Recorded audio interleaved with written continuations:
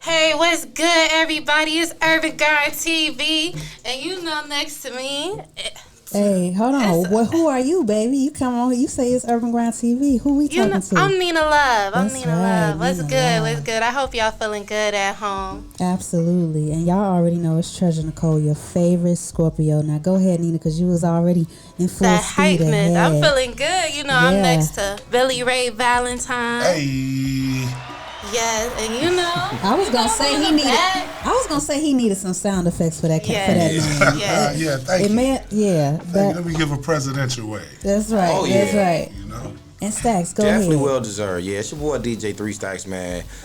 You know, like I said, you know, definitely it's an honor to be sitting here with my man Billy Ray, man. You know what I mean? Definitely, I call him a pioneer, man. Appreciate Definitely it, for Chicago, man. If you are not familiar with that man's work, you will be today, man. Today you will be. Like, honestly, I don't think you can even be from this state and not know this man work and what he has done, not just for Chicago, but the communities in Chicago, man. Like, you know, Inglewood and Gresham area and all those areas, man. Like, definitely a big shout out to you for that stuff, man. Appreciate it, bro. Appreciate it. Real So talk. let's talk about it, Billy Ray. Like, where did it start?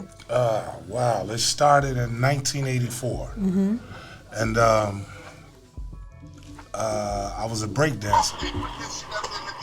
I'm sorry. No problem. I was a break dancer back then. And from there, went to MCing in the rap game. And then from there, in 1989, I went to Hollywood. And I caught a role on A Different World. And after Different World coming home, I pursued my music career even further. So I signed with Warner Brother Records at the time. And when I signed with Warner Brothers, I started producing other artists. You know, PM Dawn. I worked on the Ice Cube Death Certificate album. Worked with Too Short. I worked with a lot of people in the game. And then from there, I went on tour. I went on tour for about 2 years, and I've toured with all the legendary greats. MC Lyte, Big Daddy Kane, Digital Underground, Queen Latifah. The list goes on and on. But after that, I came back and I relaxed for about 15 years. And in the year 2000, I produced the Cha-Cha Slide with Mr. C. And that hit went platinum and gold. And from there, I got into the film thing. You know, I started doing music videos. And from music videos, it went to movies. In 2019, I produced my first full-length feature movie. And that was called Magic. Magic, yes, sir. Yes. And you know what? I don't even know, like, you just named so many highlight things, but some did stand out to me. You say you took a 15-year break, right? Yeah. And it's like coming in strong the way that you did is in the 80s, as you said, coming in dancing and then being on A Different World. A show that I feel like taught me how to dress, like, you know. Okay, yeah. That whole No show, doubt. between that and just the other couple of different classics, definitely took a part in how I even move in 2022. So I want to talk about that, just that area. Like, what was that like, being a part of that? Man, it was surreal because I had never done nothing like that in my life, and it was a blessing because I was a rapper in the city, you know, and we would go up to Operation Push every Saturday. Jesse Jackson would do his sermon, and it was like church on Saturday. But every time we would go, he would make us, you know, perform. Well, not make us, but allow us to perform. And at the time, Harold Washington had just died, and Eugene Sawyer was the interim mayor. And when it was time to run again, we got on that campaign. So instead of paying us, his pay was like, okay, Bill Cosby want me to come do the Cosby Show. But I said I wanted to do Different World because I got the rappers. Okay. You know, and that was the blessing. So getting down there, and, you know, when I was back in the day, when you watching that stuff, you thinking they're in a college dorm and all of that. The surreal thing was everything was phony. But I'm meeting these people, and I'm rubbing shoulders with people like Kadeem Hardison and Jasmine Guy and Dawn Lewis, the stars of the show. And then you know, I met Debbie Allen, it was almost like I was a groupie, and I'm gonna be honest. But once you start putting in the work, it becomes the job. Yes. You know, and you got to remember that you're not there for the act, you're there to do the job. So once it started doing that, the groupiness left and it became work, you know. But yes, very surreal. And then you got to the point where you did your 15-year break. Now I know us, the way time moves for us, if we take a 3-day break from IG, they be like, you okay? Everything all right? Yeah. So imagine that. Like, do you feel any pressure with how the world is moving now? Well, it was for me, in taking that break, there was always a regret. You know, because you have been doing it so long, and then you say, you know, I'm gonna stop, I'm gonna get this regular job. You know, it ain't working out. But I never lost the faith. I never lost the hope. I never lost the determination. It's just things in life has started taking place. I had children that I had to take care of and things like that. And I focused on that. But I've always said that, you know, when the opportunity had come, I'm definitely gonna jump back in the game. And it just so happened this time when I got back into it, it was in film. You know, and I look at film like music. They both coincide, music and vision. As a matter of fact, I call my movies albums because it's like 16, 17 scenes to a movie. Each scene is a song, and each scene has a beginning, a middle, and an ending. So when I got back into it, I came back into it. It still was music, but it was visual for me. You know, and I started directing music videos, and when I first started, I just did everybody's video for free just to get a name in the game. By this time, I knew how to approach it. You know, when I was coming up in it, it was always, let me make this track, get it played on the radio, and I'm going to blow up. But it's way, way more to it than that. You know, it's not just about talent, but it's about the connections. It's about the determination, the consistency. You have to live, eat, and sleep this 24/7. And that's the only way it's going to pay you back. And if you work hard enough at something, I think somebody said it earlier, you're doing the exact same thing every day expecting a different outcome. Well, I was expecting the exact same outcome. This is going to pay me back. You know, and that's how I do it today. Amazing. Go ahead, Nina. I would like that. And you definitely, even just speaking to you, that the quote that you had said that you were telling me that you need confidence. Yes, you gotta believe. You have to be flamboyant, and I'm being honest. I don't mean bougie flamboyant. You have to know that you're great at what you do. You know what I'm saying? When you're doing it, you can't have no doubts.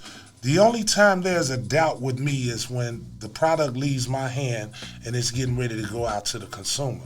Because we're our own worst critics, you know, and we think it's hot and we think this is tight, and the songs or the vision that we think is tight, the consumer might not. They might find the one that you don't think is so hot. Let's take the Cha-Cha Slide, for instance. I had very little faith in that, but I did it, you know, and everything I do to the best of my ability. But when it came out, it popped. So that was a lesson for me. That goes to show you don't know nothing. It's the consumer. You know, and when them people say it's a hit, it's a hit. Yeah, I want to ask about, you know, as far as the longevity, because like you said, you took that gap in music.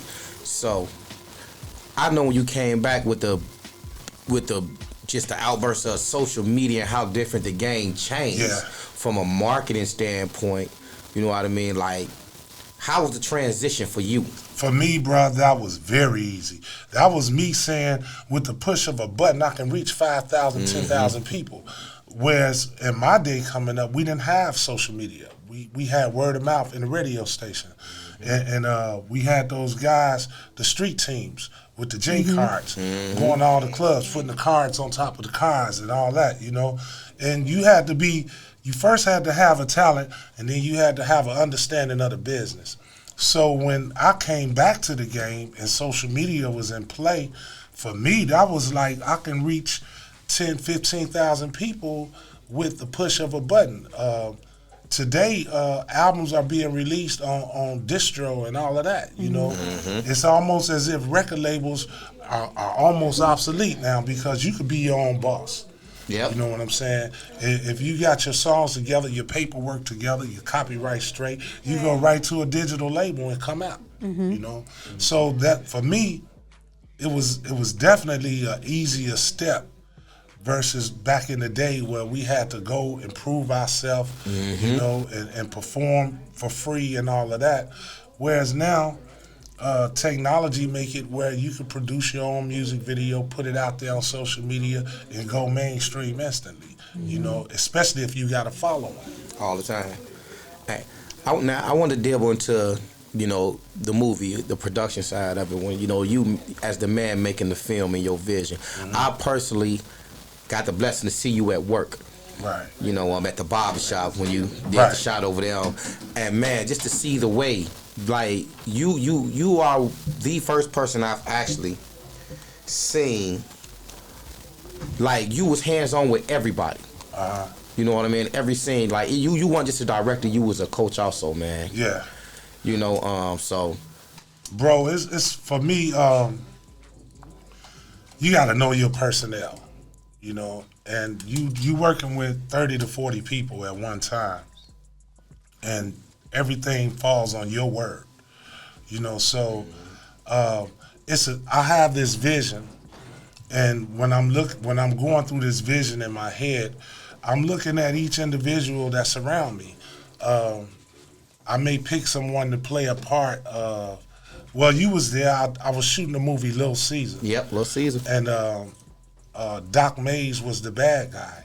I wanted him to be psychotic. I wanted him to be something that nobody liked. So I did this trick that I call catch the cat, you know.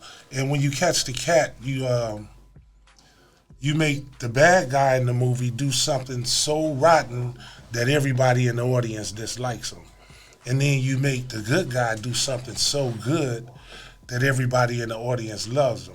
And then you separate them two throughout the movie until when they come together, the audience is so happy that the good guy is about to deal with the bad guy. All the time. So it's like you have to know your personnel. The guy that played Doc Mays, I knew him well before I started doing movies, and I knew his character, and I knew what I could pull out of him. Some people are not crafty as actors.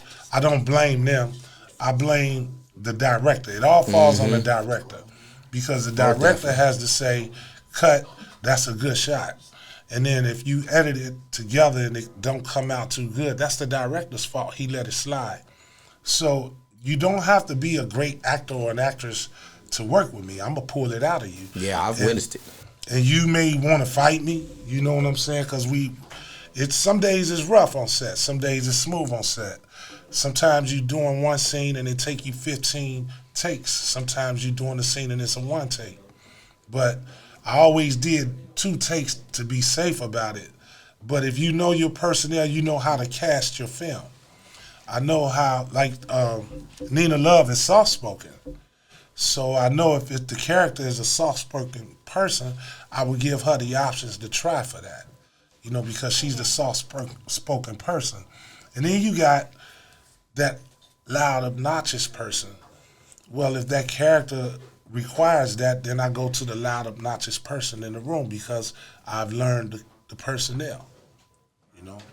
And I think a lot, as far as being a director, I think that takes a lot of really paying attention to people and who they are outside of the role that you even picked them for. Man. Right? Yes. So it's like you were saying, if you want a loud, obnoxious role, you're going to pick somebody that, you know, that's almost natural to them. So then, right. So they'll be comfortable in that space.